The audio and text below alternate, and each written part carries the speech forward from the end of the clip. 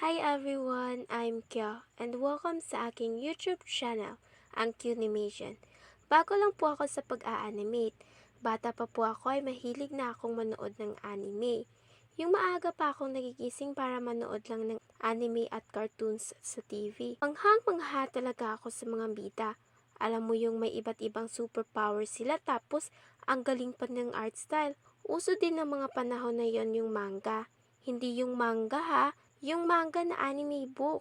Yung naka-black and white lang yung drawing. Basta, ayun. At dahil sa adik ako sa anime ng mga panahon na yon, gumawa ako ng sariling manga. Pangarap ko rin kasi na gumawa ng sariling anime tapos ipapalabas yung gawa ko sa TV kagaya ng napapanood ko. Halos nakalahati ko na rin yung notebook na na-drawing ko. Pero pagdating ko galing school, ang notebook ko!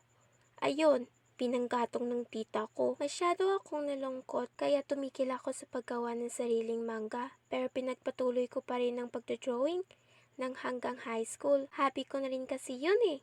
Nagkaroon din naman ako ng iba't ibang hobby kagaya ng painting, portrait, pag-crochet, paggawa ng dream catcher, sculpture, at sumali din sa mga sayaw sa school hanggang sa nagka-pandemic.